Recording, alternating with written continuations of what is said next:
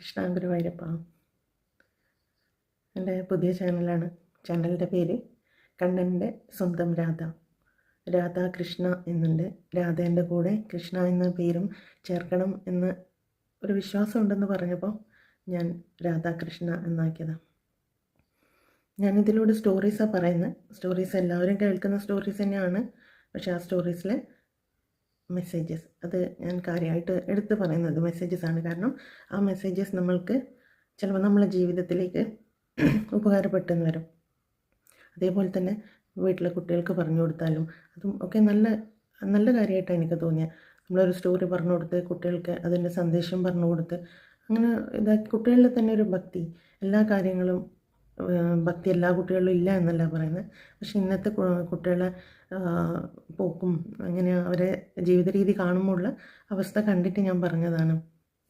ഭക്തിയിൽ നിന്ന് കുറച്ചെങ്കിലും നമുക്ക് കുട്ടികളെ നന്നാക്കിയെടുക്കാമെന്ന് എനിക്ക് തോന്നിയിട്ടുണ്ട്. അത് എൻ്റെ വിശ്വാസം.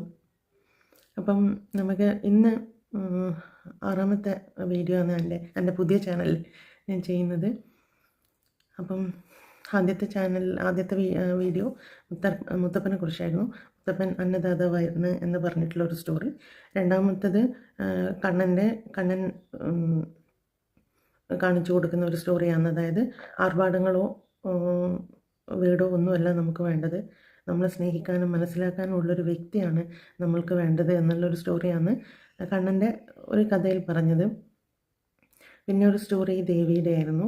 അതിൽ അചഞ്ചലമായ ഭക്തി, ആ ഭക്തി കൊണ്ട് ആ സ്റ്റോറിയിൽ ഉണ്ടായ ആ ഒരു കഥ അതാണ് ഇതിലൊക്കെ പറഞ്ഞിട്ടുള്ളത്. എനിക്ക് എല്ലാം എടുത്ത് പറയാൻ ഓർമ്മ കിട്ടുന്നില്ല. ഇന്ന് ഞാൻ പറയുന്ന ഹനുമാൻ്റെ കഥയാണ്. ഹനുമാൻ്റെ കഥ എന്ന് പറഞ്ഞാൽ നമുക്കെല്ലാം അറിയുന്ന തന്നെയാണ്. ഹനുമാൻ സീതാദേവിയെ കാണാൻ ലങ്കയിൽ പോകുന്നതും അവിടുന്ന് മോതിരം കൈമാറുന്ന സീതയ്ക്ക് കൈമാറുന്നതും അതറിഞ്ഞിട്ട് രാവണൻ ഹനുമാനെ രാജസദസ്സ കൊണ്ടുവന്ന് ഹനുമാൻ്റെ വാലിന് തീ കൊടുക്കാൻ പറഞ്ഞ കഥ. ആ കഥയൊക്കെ നിങ്ങൾക്ക് അറിയായിരിക്കും.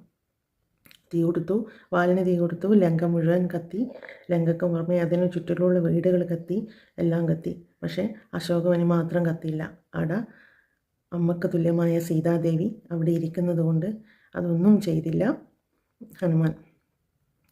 കരുണയും സമത്വവും അതെപ്പോൾ ഹനുമാൻ്റെ രക്തത്തിൽ ഉള്ളതുപോലെയാണ്.